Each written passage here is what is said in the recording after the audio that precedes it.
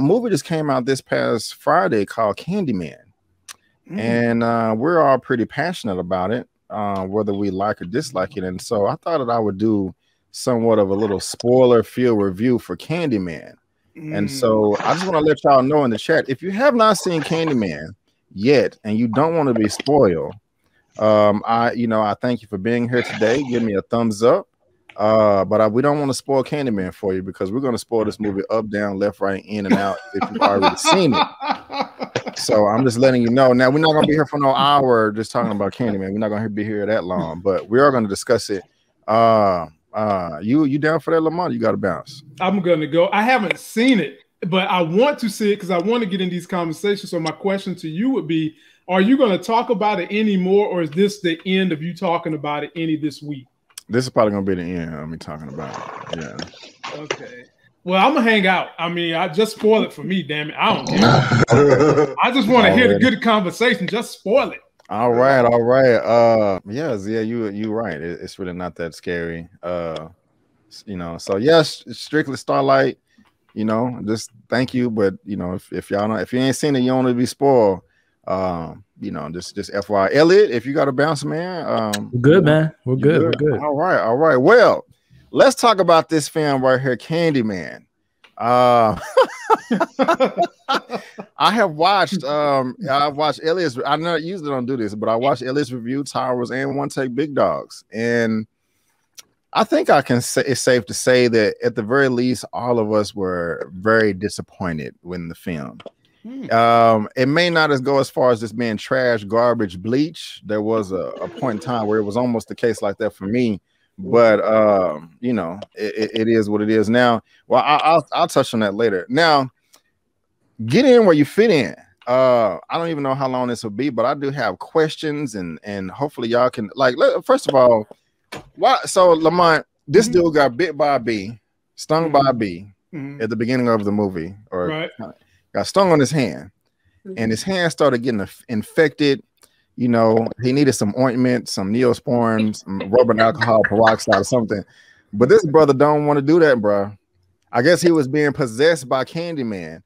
Bro, the infection grows all the way up to his eyeballs. You know what I'm saying? Whoa. I'm just like, what's the reason, man? Y'all let me know. Do y'all have anything for that? Because I just don't understand why he didn't go to the hospital. Somebody tried to explain it to me, talking about, well, he was possessed by the demon. I just thought that was stupid writing, and I just have to vent that out. Tyra, I think you was raising your hand. You may want to say something.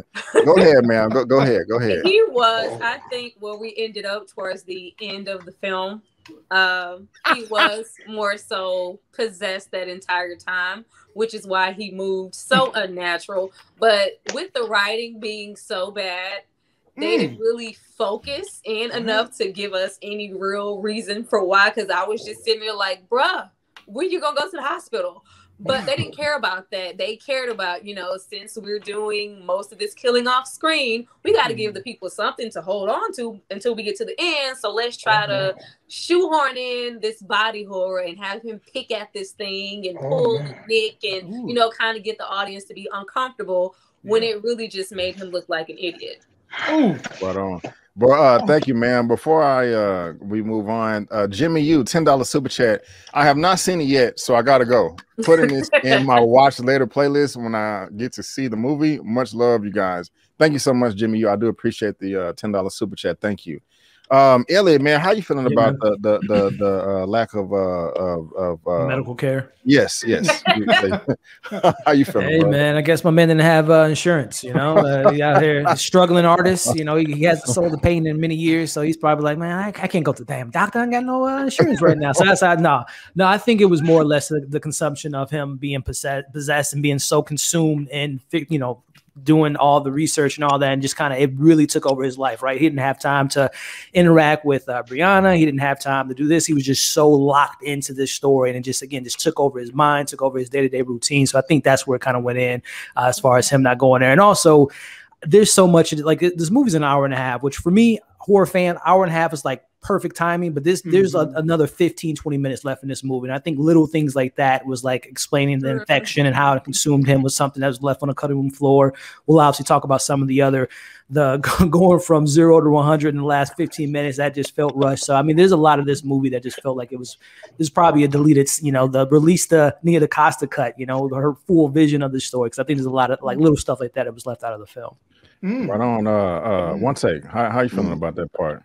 Man, listen, if I knew I was going to be ambushed like this, man, I probably would have just hit it out, bro. I guess I'm the only person who really liked this movie because I rock with it like hard too. Really? Like, I left out the movie theater like, yo, that joint.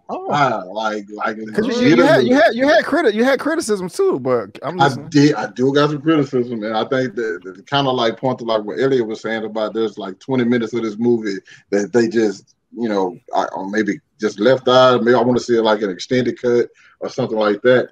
But him not going to the doctor, man, bro. Nobody goes to the doctor, bro. Like, listen, I'm just keeping it a bean. Like, I've been sick as I don't know what. Have not been to the doctor. If sleep can't fix it, well, I can't find me a little bit of ointment to put on now. I might just lose a hand. Okay. No. No. Man, yeah. He didn't put no ointment on it. You know what I'm saying? No. He didn't want to do that. But so the infection spread throughout his whole entire body. Damn there, bro. Half his body. Up his neck, down his leg, everywhere. It was ridiculous. It was ridiculous. I think that was just like a build up, though, man. Because once he first goes to the projects, and it's like he's back where he does not need. Well, I ain't gonna say where he don't need to belong, but technically, where like I guess you could say destiny or fate played a part in it. Like, oh, you get bit. Like this was always meant for you. You was gonna get bit, and you was gonna start, changing, or I think I didn't really look at it like that deep, even though it did like play a big factor towards the end, though. I got you. Yeah, it did. It did. We're gonna definitely talk about that. But before we do, they were trying to make this a point in the film, big time that what is his name? Anthony has something, had something going on with his mother. She's like, because what was her name? Brianna, played by the beautiful Miss Tayana Paris, is like, hey, don't forget we have the meeting tonight with your mom. And then later on in the film, it's like, hey, you missed a meeting with your mom. I was there. And I'm just like, what's going on? And we find out that his mom is from the original mom from the first film. Vanessa Williams. See Lamont? Okay. I'm invested even more now. Okay. So guess what, Lamont? You remember the baby from the first one? Yaya is the baby growing up. Are you serious? Yeah. Okay, so that's some hey, it's starting to move up my ladder now, man. Yeah, thank you, Lamont. I can't front. My thing is, go ahead, my brother. No, I was just saying, I love Vanessa Williams. I love that first kid. I followed their careers. Hey, you getting me now? Hey, not to get too excited, Lamont. She's in it for like 2 seconds, so as well as we're talking about Candyman too. But yeah, that's the thing. The trailers really are misleading. I'll just say that. I appreciate that. And let me grab this. Don't say that. And she was like, she was out. Yeah, for real. Hold on. Here we go.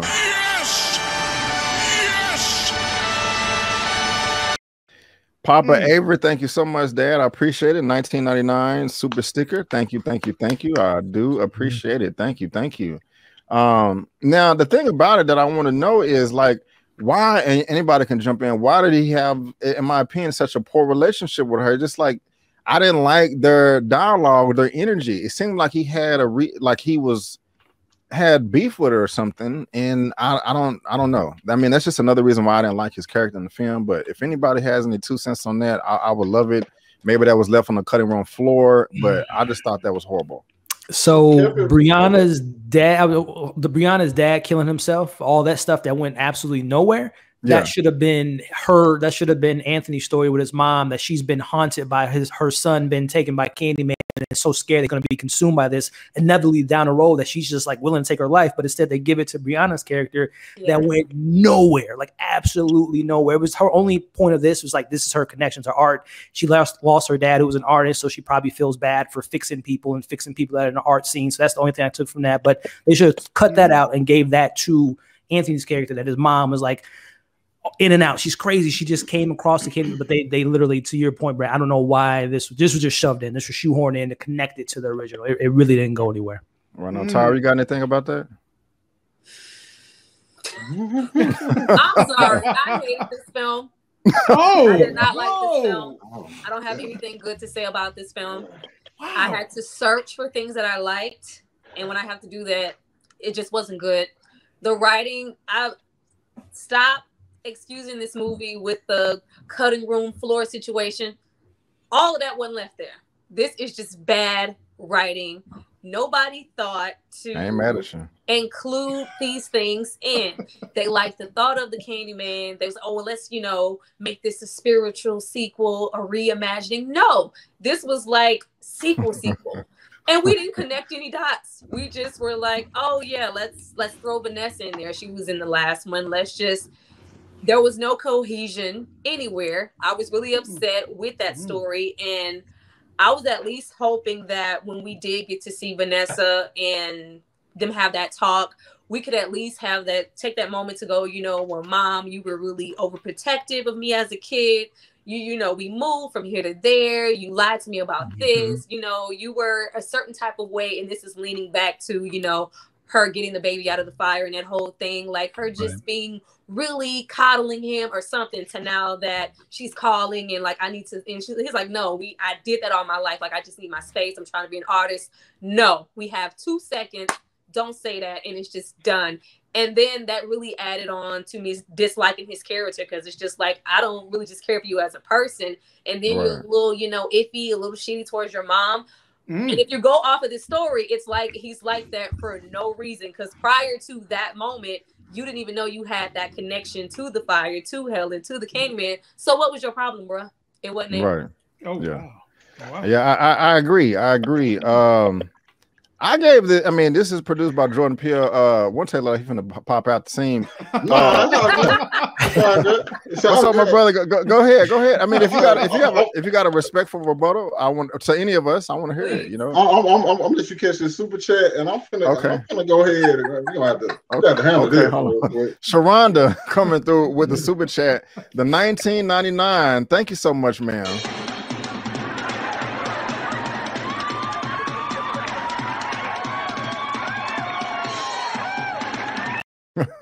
Now, why y'all spoiling the movie for Lamont? Hey, he said he good. He good. But Sharronda, thank you so much for the super chat, ma'am. I really, really, really do appreciate it. She has a video on this as well on her channel. A good 10 or 11 minutes. After I saw the film, I called her and we kind of chopped it up for a good 5 or 10 minutes, venting and laughing about the film. So y'all make sure y'all go check out her review too. It's doing quite well as well. She's getting a lot of hits on that. So comment, thumbs up, share it, all the good stuff. Her information is in my description as well and on my channel tab. So Sharronda with Miss Pay Away, thank you so much for the super chat, ma'am. I appreciate it.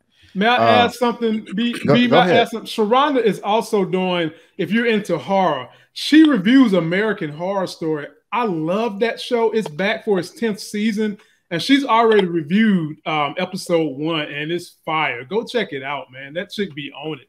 One of the hardest working people on YouTube. She be doing it. So go check her, and her reviews are very entertaining on American Horror Story. Go check it out. Yeah, I love the energy. Good plugs and all that. So one take, my brother. Did you have something to say or man. I don't appreciate y'all going in. I don't appreciate y'all going in on this film like this. Okay. Now one thing I will say, okay, the stuff with I think Brianna, the stuff with her daddy, that didn't go nowhere. I thought it was gonna go somewhere. Eventually, it didn't. Yes, they probably should have gave that time to Yaya and his mama. True, right? But if we all got in an argument. You didn't tell me about that. Okay, cool. I'm mad right now. I'm just finna dip. I'm just finna dip. And I understand probably just like we could have brought that back into the story more, but I just kind of feel like you would have got a whole bunch of fluff with that. It's like a simple moment between me and my mama. The moment was really to show that, hey, this is the mother, he's the kid. That's probably was the biggest thing about that. And another thing I just want to say real quick. I love it. I think this Candyman was better than the first Candyman. I think my man Big Dog has been stung by a bee. I think he has been stung He wanted the original. And he already done. He already done said he wouldn't go get no medical help. Wow. Can I approach One Take? Let me approach One Take. Because me and One Take tend to agree on more. The only thing we can't agree on is Titans. But other than that, we tend to agree. So One Take, please tell me, look.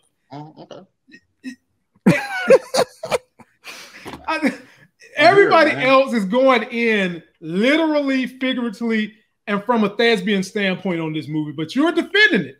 So someone, you know kind of what I like in movies and TV shows. Tell me what it is I'm going to enjoy greater than what these people are saying is bad about the movie. Okay, first of all, you're going to love the main character. What y'all doing, the team does a great job. Also, this movie is beautiful. Okay. This, you can have it on mute and watch it. I swear you're gonna enjoy everything about it. You should have it on mute. Wow. You walk right into it. You walk right into it. You walk right into that one. I gave you that one. But look, something they do, I thought was unique. I like the other panelists here. I thought the deaths and the kills were pretty cool. Now, hold up, wait, because I understand y'all are ready to go in. Wait a minute. We saw some kills. Exactly. It wanted to kind of give homage to what the first, because the first one kills absolute dog water. Just absolutely terrible. These were a little bit more unique. You got to see certain things. We saw the chick in the window getting smashed up against the window. We saw the little terrible high school kids. We didn't need to actually. This is not a slasher. Candyman is more than just a slasher. We got a hook. It's not the same, people. It's not the same. I understand that y'all wanted to see some gory stuff, but that's not what the movie needed to do. It was just more about the deaths and how he was killing them. Come on, man. I'm about to pop. What is happening right now? One dog said blasphemy. I love it. Go ahead, Tyler. My fault. Definitely a slasher. He is a slasher. Yes. It's not present here because they didn't want this to be a slasher film. They tried to pull us in and use Candyman for that, because I'm sure I'm not the only one who went thinking we were going to get those great gut Candyman. What you got a hook for if you're not killing anybody? I'm not. Oh my God. What do you mean? He is very much so. She went there. Okay. Did you not see the first one? Did you not see the first kid? I went for blood, and it's literally, you could, and if you go, even though the other two films in the franchise aren't good, he's a slasher. There are maybe two, if I'm not mistaken, maybe three actual kills in that first film, and it seems like such a bloody film. We don't see Candyman until damn near 45-hour mark of that Candyman film, the first one, and he still had so much presence. This Sherman Fields cleaned up Candyman, with that little nice peak coat. He was there. He was looming. He was there in bright light. We saw him so much. And when we actually could get a real kill with the woman splattered up against the glass, they panned back so far that we couldn't even see it. So I don't hold on. Watch this. Let me get a quick rebuttal. In the first Candyman, we didn't even know if he was the person doing the killing.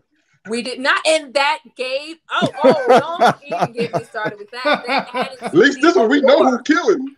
But here we could have had Anthony doing the killing because he was so suspect. but we didn't even have, you know, enough writing ability to have one cop come question him. Dry. Yeah. That was tired. Everything was inconsistent. If we wanted to use that first, you know, interaction with Helen, because we got to see him go explore and go off and use Candyman for his inspiration, though it was for her thesis or whatever in that first film, they were kind of matchy with the same things. And I was literally sitting there waiting for, you know, when is someone going to approach him and say, hey, you were at this art gallery. You were just in this woman's home. You were just in these places. What's going on? You're on the news that he loves so much. Because, you know, he's such a good guy that he was having so much fun in seeing murders in the news. But it's like, oh, yeah, they're saying my name. It's about my art.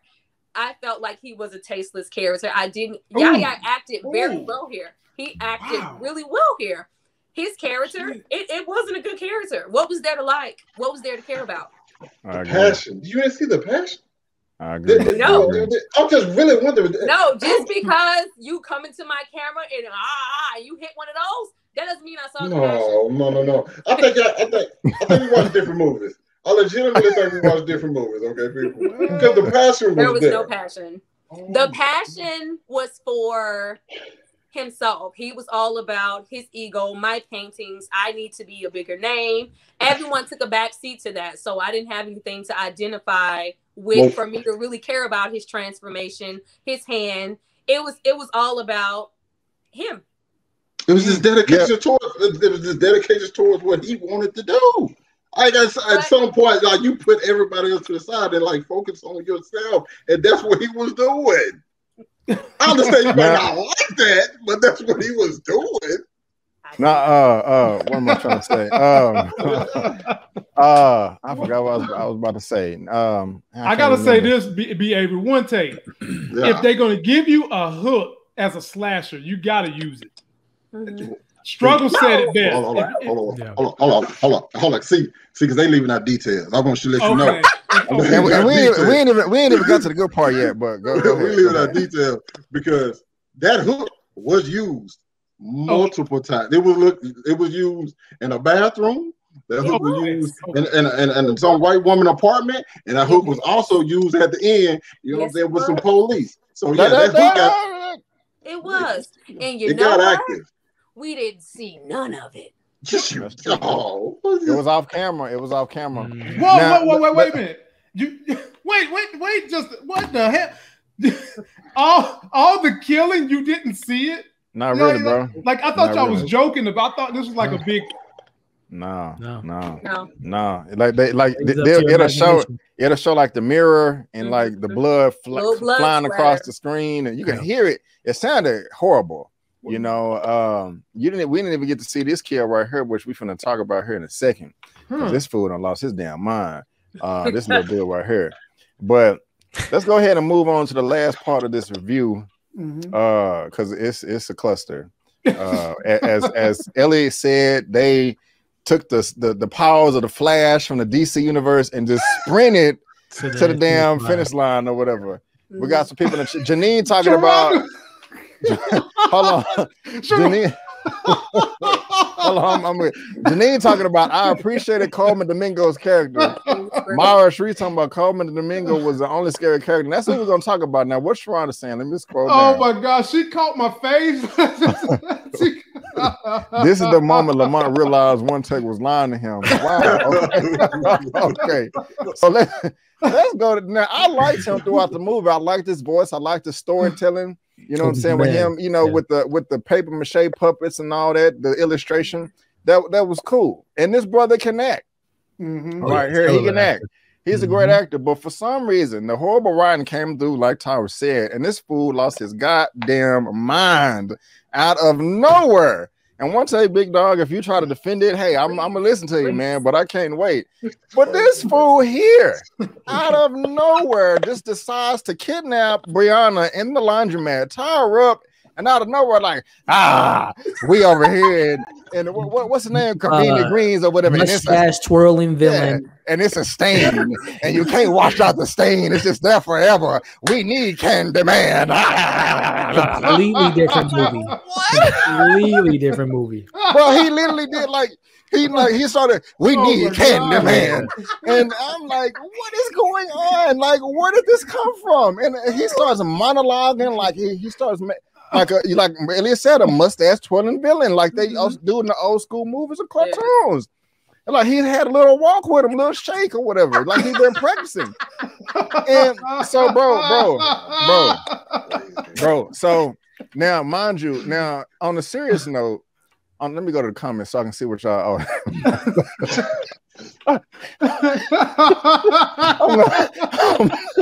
looking at the comments. I need to pay attention. I can't wait to hear what One Take got to say because man, I gotta hear this. Bro, hold on. Now, on a serious note, one of the things that they tried to do that was kind of cool is show black trauma, like on the mental or whatever, PTSD, because he did go through some effed up stuff as a child. Right. You know what I'm saying? I like this right. That's him, Coleman Domingo, as a boy. And the blood is him walking in on his sister getting murdered by Candyman. So I can understand that's going to mess you up or whatever. But it was still a leap or whatever. This dude went through the multiverse to get to this conclusion of the plot. And he cuts. So basically, Lamont, he feels that the neighborhood needs Candyman to survive or thrive. And I'm not connecting the dots. And so Anthony getting bit by the bee, coming back, he was like, I knew that this would come back circling around. I knew the original child would come back and take the mantle of Candyman, and that's why he was possessed and all that. So he kidnaps Brianna and Anthony, chops off his arm, then sticks the hook into his arm, ties it up or whatever, and then, gets some candy, calls the cops or whatever, like, hey, I found Candyman. Y'all need to come get him.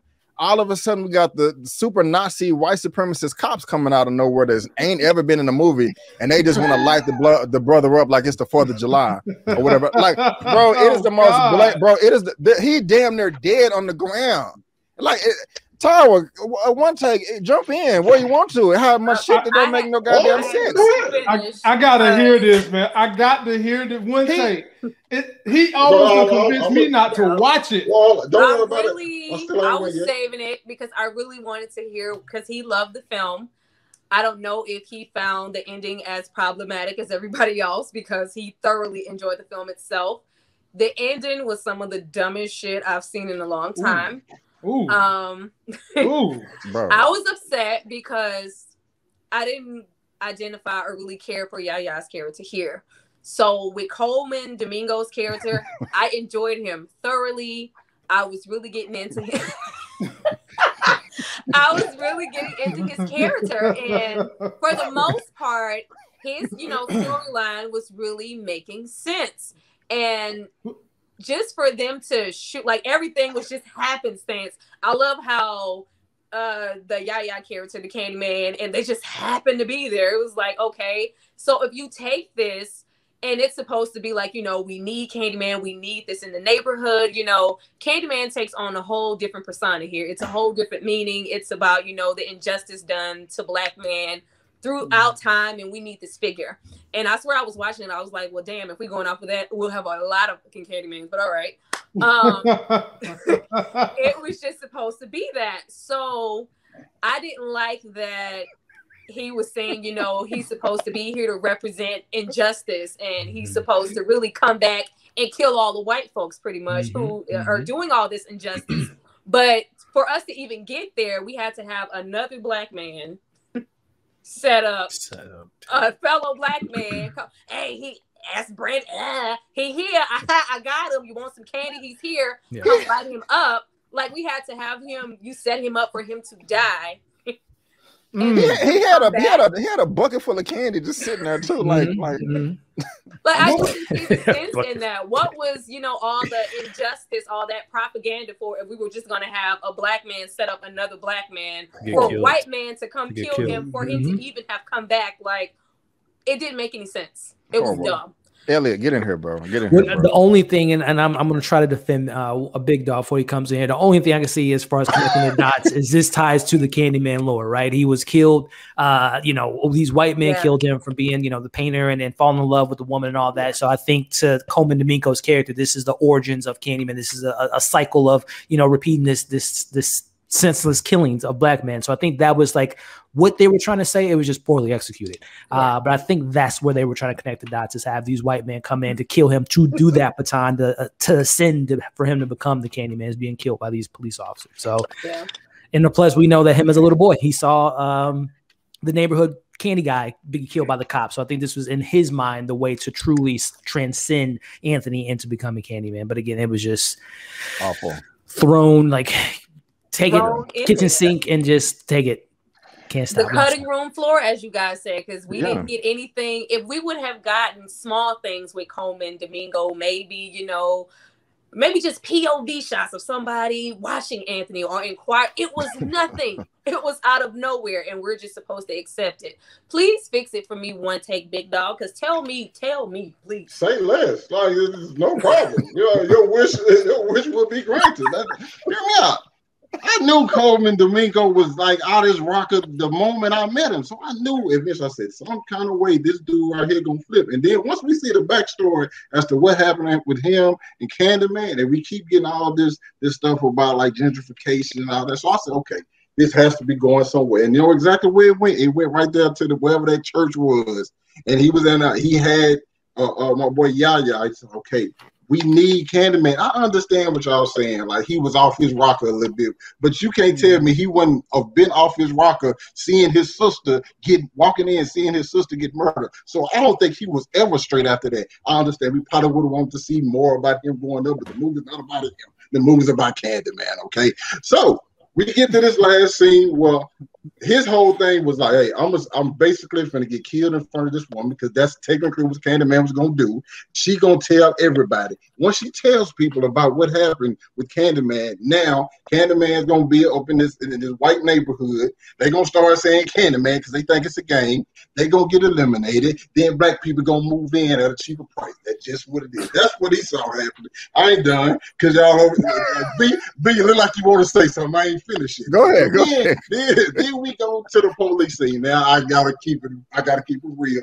I'm a defender movie, but I'm also gonna say when some stuff didn't make sense. When she was holding him and the police just walked in and started busting, I was just like, okay, y'all just had to get these most racist cops. Y'all could definitely find. Yeah, all right.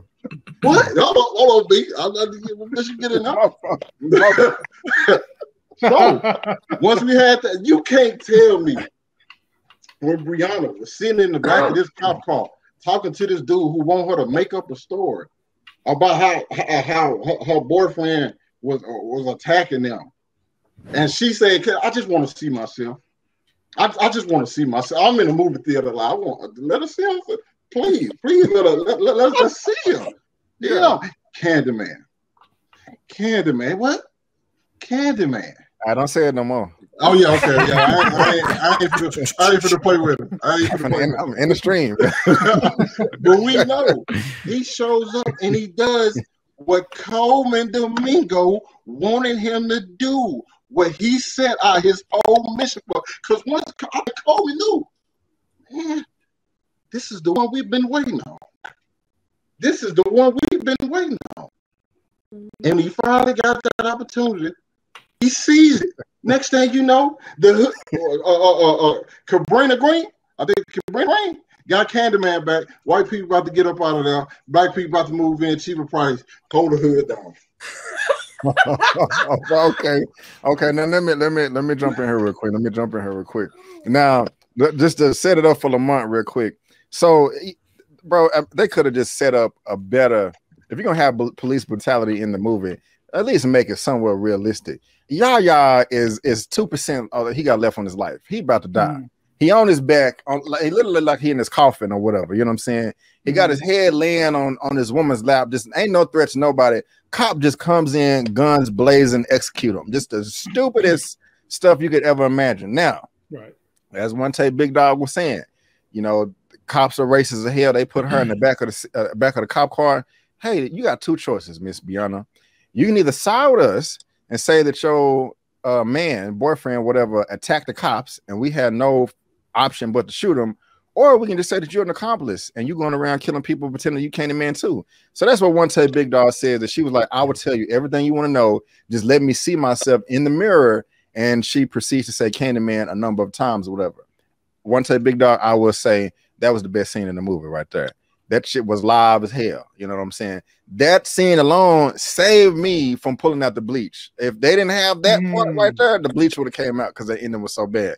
I was so excited, like, oh my God. I was like, wait a minute, she finna summon this dude. He gonna come back to life and kill her. He ain't gonna kill her because that's his baby or whatever. He finna kill these cops. Man, I didn't even have no popcorn, but I was still eating popcorn. I was so entertained at that point right there. So like, it was one of the best things you'll see. Yaya dead came back to life as Candyman and just went ham on these white supremacist cops and murdered the hell out of them. So I was happy. And don't forget Tony Todd. This is where he comes into the film. Right. Todd's face go ahead, Elliot. Go ahead. No, I'm gonna say you set it up perfectly. I mean, that leads to the last shot in the movie, which is literally Tony Todd for 2 seconds in the movie. You see him, they de-aged him, and he, the whole thing that, which I missed that entirely from this film. The poet, the lines, the catchy lines that we got in the original was completely missing in this film. I wish they would have put that in there. But Tony Todd comes in to say, I'm here, I'm back. Tell them. That's why he didn't kill Brianna, because he has to spread the name. So, but that's the only moment we see Tony Todd in the entire film, which again, mismarketing. They put Tony Todd, he's coming back and all. It's almost like the Luke Skywalker and Last Jedi is in it, for 2 seconds just to bring people in. So they. And this was at the very end. Very end. Very now, last mind you, these are racist cops. We had never seen them up until this point. Right. And when we did see, they were sure to make the next white person worse than the last one that we saw. This was you said that in your review too. Yeah. Yes. This was a racially divided movie, and they were sure to. There isn't anything suggested. There isn't anything subtle about the writing here. All of the white people damn near in the movie are, racist. If they're saying something and it's not, overtly racist, it has a racial undertone. So it's just set up to go, we're completely washing what Candyman was, because it kind of took me out for him to kind of be like the anti-hero type of thing now. When the Candyman that we've always known, be my victim, shed innocent blood, it was always, we were lusting after blonde white women for 3 films. So for him to kind of be like a savior now and them try to flip it at the end, especially now the Tony Todd, it didn't work for me because I was waiting throughout that whole film. I was like, where's Tony Todd? I was convinced at that point that, maybe he, is just not going to be here. And we get, the different reflections on the car and the thing. And I'm just looking. And he just comes, and it was so many opportunities here where we could have used him. But for that, and it's just pretty much like he ends off by telling her, tell everyone, anybody who's, giving us any, injustice, being a certain type of way towards Black people, say my name 5 times, I'm coming to kill them. If they're white, because not a Black soul really died in this one. Right on. And this is super chat paid wet again. She hit the lotto or something. Thank you, man. $4.99. But him not killing Brianna contradicted who Candyman is. Exactly. Whoever calls his name has to die. Has to die. My only pushback on that is that she said his name 4 times and he said it on the 5th. So I don't know, because I thought of that too. I was like, you're right, but I thought about that. But I'm like, he's not going to kill her. I mean, it's just sloppy, because I'm confused as I'm trying to explain it. So good point, good comment. And like the only thing I could think of is that she was the only one that survived. So she has to see that she has to survive to get his name out there. If she didn't, then it would be pointless. So I think that was like part of the reason why he kept her alive. But I don't think it was about the name. Like, they took the whole sense and the whole scare factor with the Candyman, even from back when we were children, was, saying the name 5 times. That was the threat. So to really take the threat off of that and just make it, it's really picky about who he's coming to kill, and it's not really a matter of who's saying collective. it. Yeah, it didn't hit the same for me. So I just didn't understand having to divide it to where, like, it was very convenient that I don't think we had a black person in the whole film who said it 5 times. Everybody was, you know, just happened to be white. And they, you know, got theirs in the end, and we didn't see it. But they messed it up for me. I didn't, you know, stand up and shout hallelujah for that ending. It didn't do anything for me. It was, you know, the most cohesive part of the film. It, you know, up until them coming in and shooting him while he was laying down sleep. It was, you know, it flowed well. It was nice to see. It was something interesting because it was a lot of, the pacing for this film wasn't great because that third act was really rushed in, and so much was, you know, it was hit. It was like, okay, well, damn, like, where are we? You know, hold on, Brandon, do it one more time. Do it one more time, please. Do the Candyman.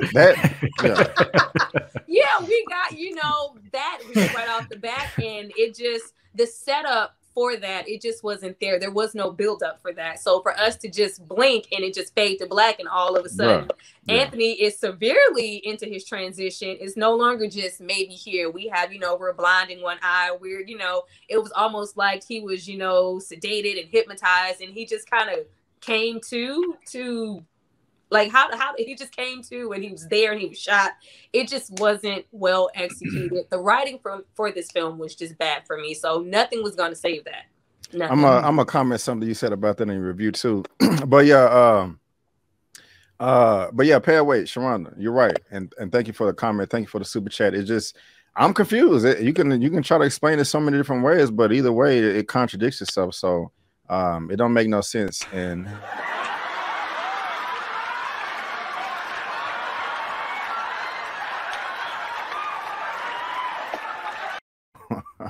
thank you so much, man, for the super chat. I really do appreciate it. Thank you.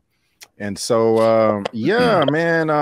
I mean, and One Take Big Dog, for me, I'll rate films a 1 out of 10. A 6 or higher is passing. I gave it a 6. I was about to give it a 5.5, but I was like, no, I'm gonna give it a 6.